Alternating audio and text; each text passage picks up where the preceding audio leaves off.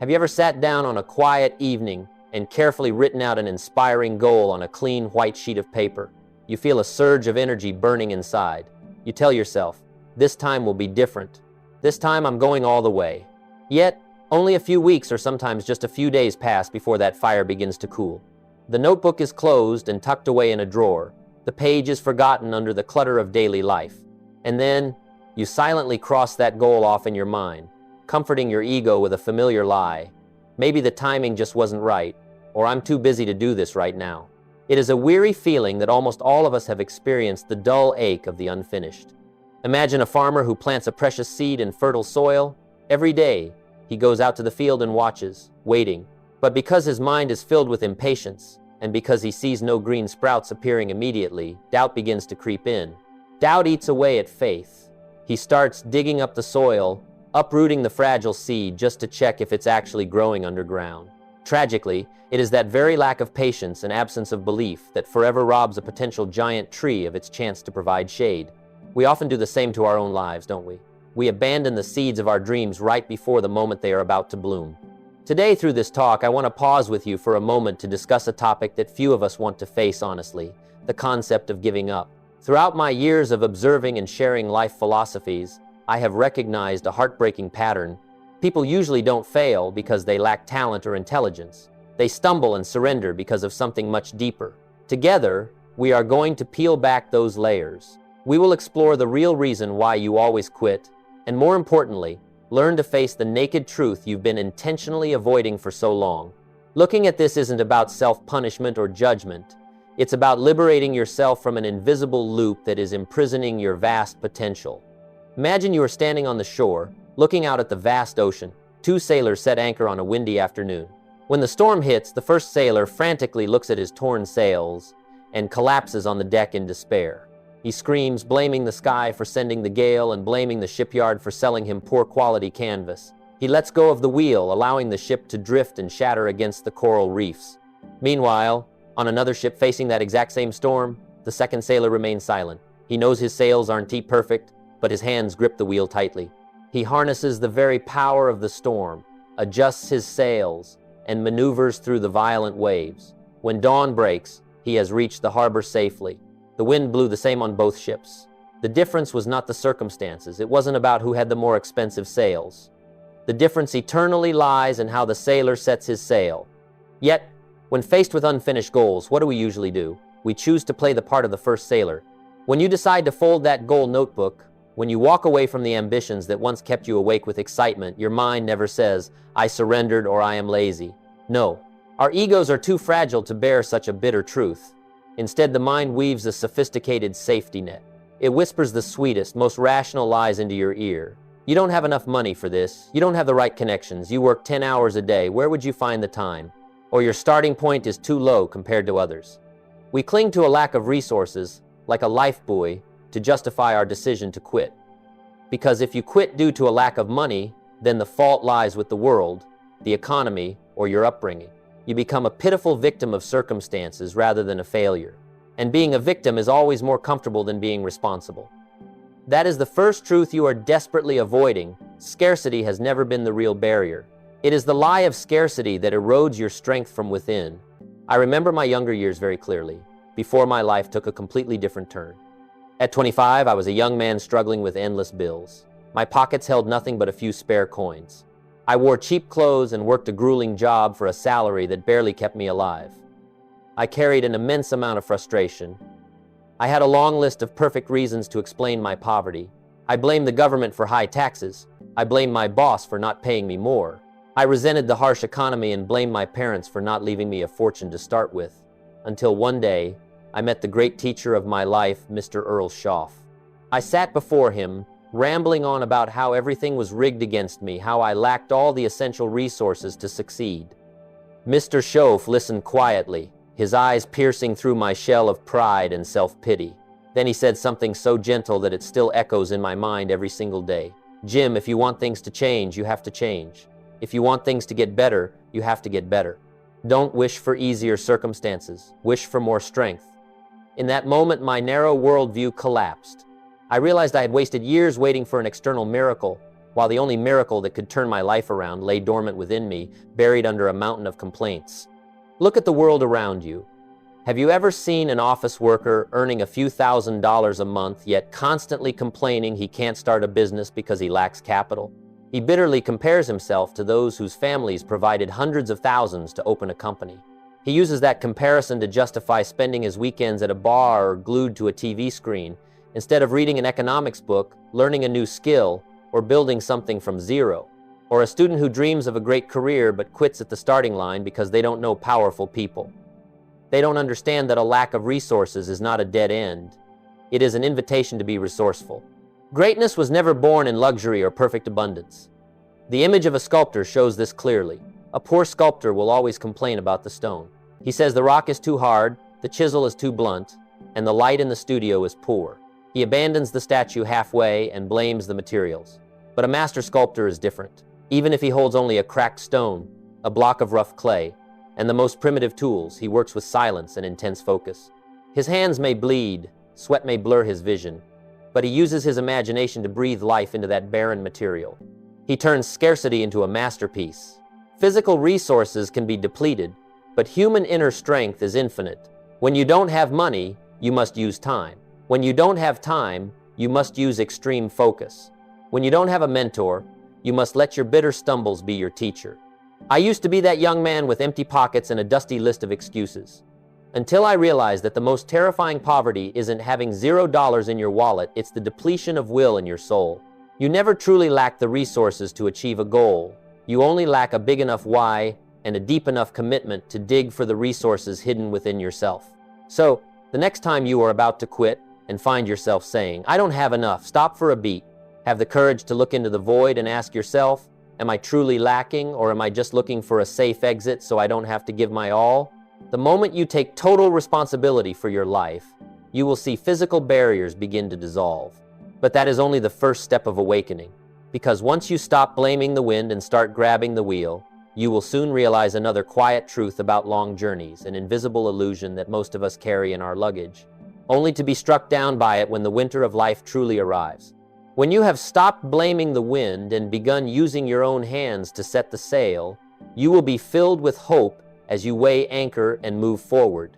But at the very moment your ship cuts through the waves toward the open sea, another invisible psychological trap lies in wait to swallow you whole. It is a beautiful but deadly illusion, the illusion of a road without a winter. You see, in nature, the law of the seasons is an eternal and unchangeable cycle. After the vibrant and cool days of autumn, the biting winter will inevitably arrive. It brings with it bone-chilling winds, long dark nights, and barren branches. Winter does not handpick its victims. It holds no personal grudge against any living soul. It is simply nature. It simply must come. Yet, when we sit down to write a new goal, whether it's launching a business, starting a fitness routine, or working to mend a relationship, we often envision a perpetual summer. We move forward with the naive belief that as long as we have good intentions and determination, the path will be paved with roses and warm sunshine. And then, the truth you've been avoiding starts knocking at your door. The winter of life strikes.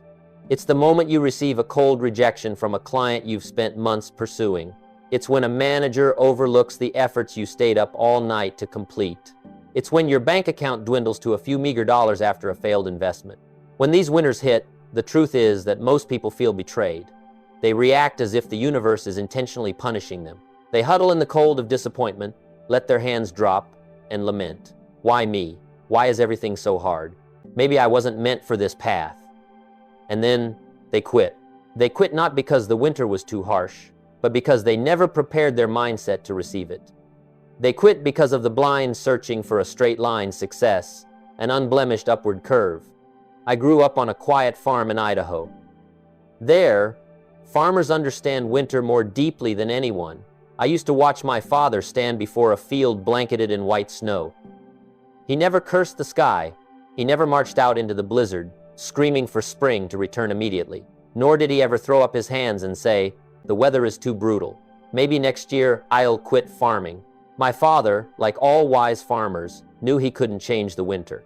He couldn't lessen the cold or negotiate with the frost. The only thing he could do and must do was to train himself to be stronger than the winter. They used those freezing months to sharpen their plows, repair the barn roofs, read more books, and meticulously plan for the coming planting season. They understood a profound philosophy. Winter is not the end of life. It is the mandatory silence for all things to gather energy from deep beneath the soil. Observe a tree in December. The withered leaves drop away, leaving a barren, dry trunk that looks dead against the gray sky. If you are a person in a hurry, you might cut that tree down, thinking it's useless. But the truth underground is a different story. When it no longer has to push sap to nourish fragile leaves above, the tree is silently driving its roots deeper, anchoring itself more firmly into the dark earth. It is reaching for the deepest groundwater to survive. It is because of those barren days and the enduring cold that the tree finds the strength to bud and bloom, standing more vibrant and resilient when the warm sun of spring finally knocks. You and I are the same. The hardships, the dark times, and the dead ends in our work or life are not there to destroy us. They are the winters we must pass through so our roots can grow deeper into resilience. But sadly, when faced with a stalled project or a difficult financial puzzle, many choose to quit as soon as the first leaf falls. An employee dreams of management, but when given extra responsibility and faced with the first sharp criticism, he retreats to his timid comfort zone. An entrepreneur starts with fire, but when the cash flow breaks in the third month, he rushes to close the doors and tells himself that the business world isn't for him. They uproot their own tree in the middle of winter, forever robbing themselves of the chance to see their own life as spring. I spent years of my youth curled up in a blanket of self-pity, blaming life for throwing too many cold winters my way. I used to think misfortune had a special preference for me. But as I learned the stillness of observing nature, I realized that suffering and barriers are not abnormalities. The abnormality was my own weakness in demanding a life of only sunny days. Only when you accept that winter is an inseparable part of the journey will you stop avoiding it. You will no longer panic when obstacles appear. Instead of weakly asking, "Why is everything so bad?" you will start to boldly ask, "What skill must I learn? What character must I forge to survive and thrive from this winter?" You will smile at the refinement of adversity, because you know one thing for certain: spring always follows winter. It is the undying promise of the universe. Those who stay the course through the frozen days will be the most richly rewarded when the snow finally melts. However, surviving the winter isn't a miracle that happens overnight. It doesn't come from grand oaths or emotional tears. The ability to endure adversity is actually built from very ordinary moments. And this brings us to the third truth, the most sophisticated trap you set for yourself every day, not in the great storms, but in the most seemingly harmless decisions.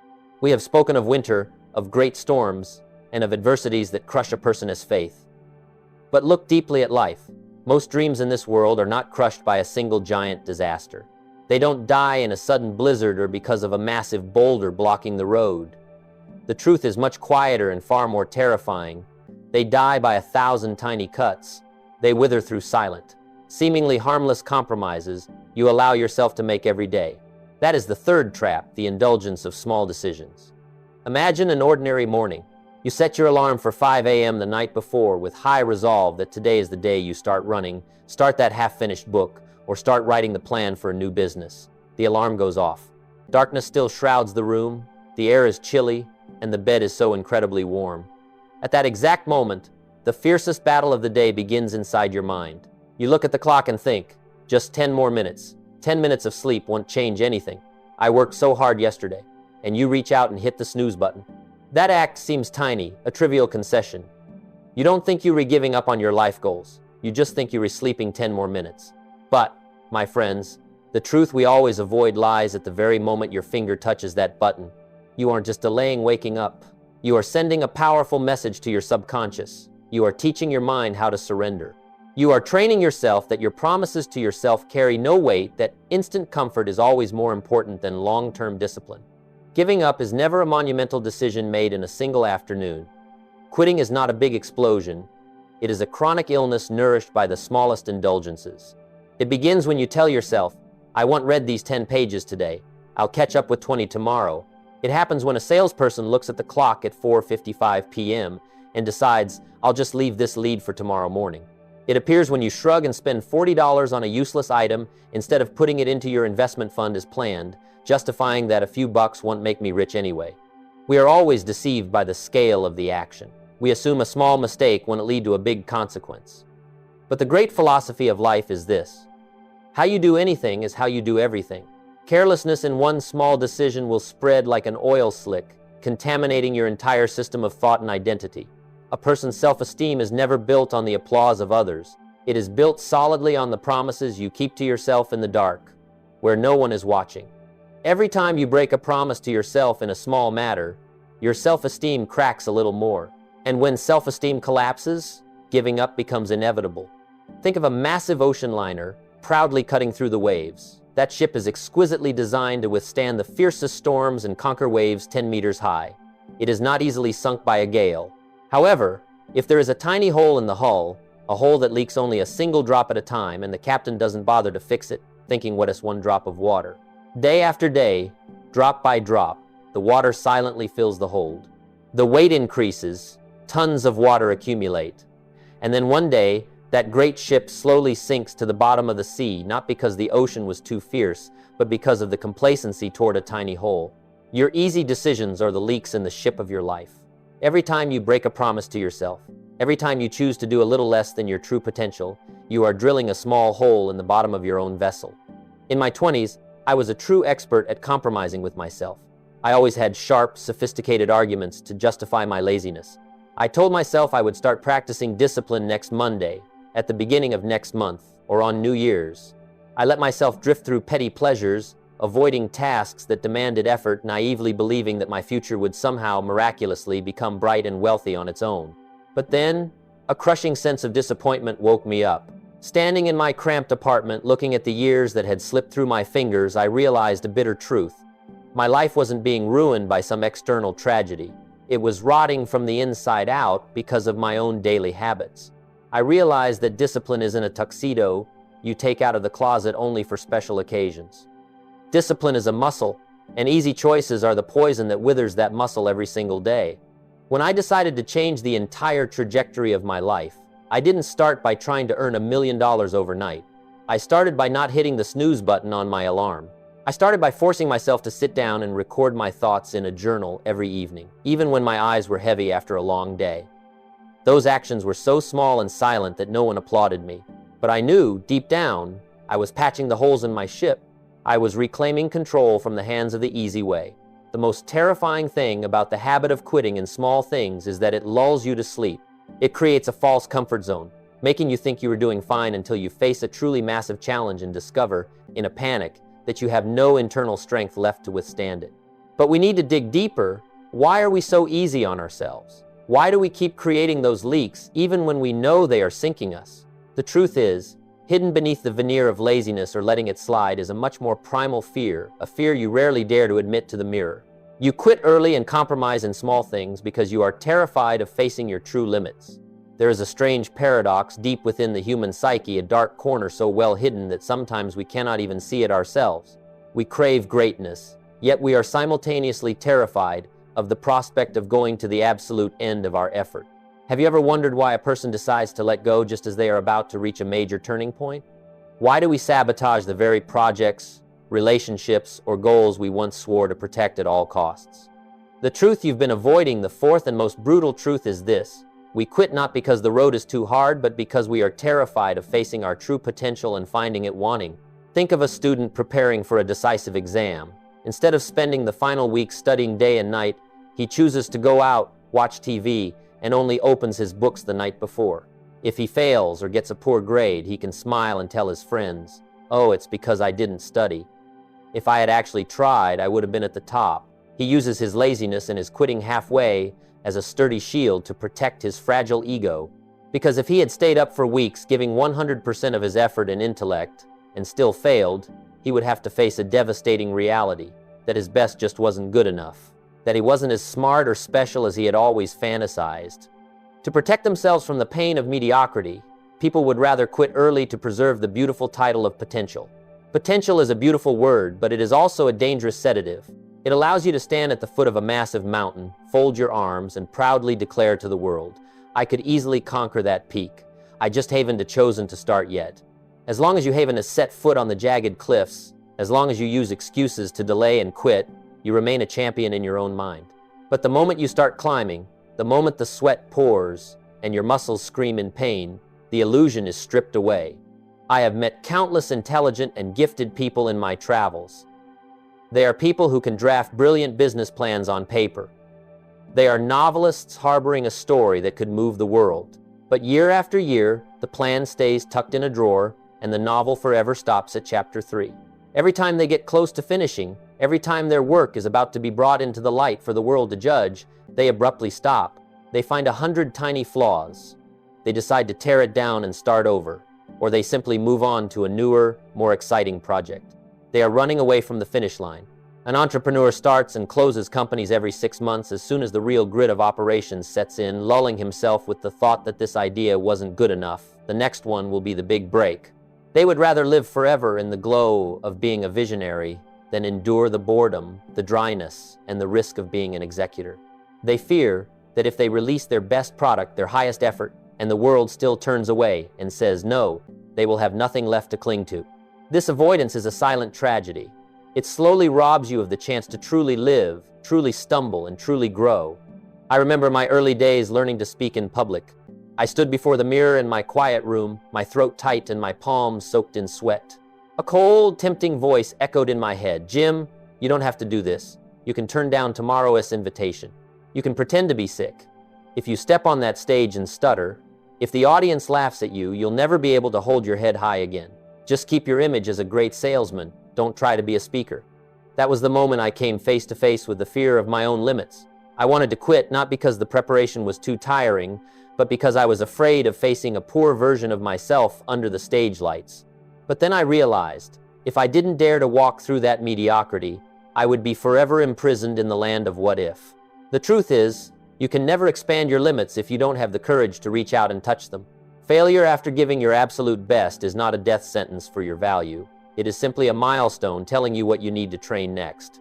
Accepting this truth requires extraordinary courage. You must be willing to give up the perfect false ego. You must be willing to look like a fool in your first days of training. You must accept that your first work might be bad, your first business might lose money, and your first month of self-change might show no visible results. Do not quit because you fear the judgment of reality. Dive in. Let life test the temper of your limits. Because only when the fragile shell of illusion is burned away can the raw steel of greatness within you begin to take shape. And if these words have touched a hidden corner of your mind, if you feel a deep connection through these quiet philosophies, I hope you will subscribe to the channel so we can continue this journey together.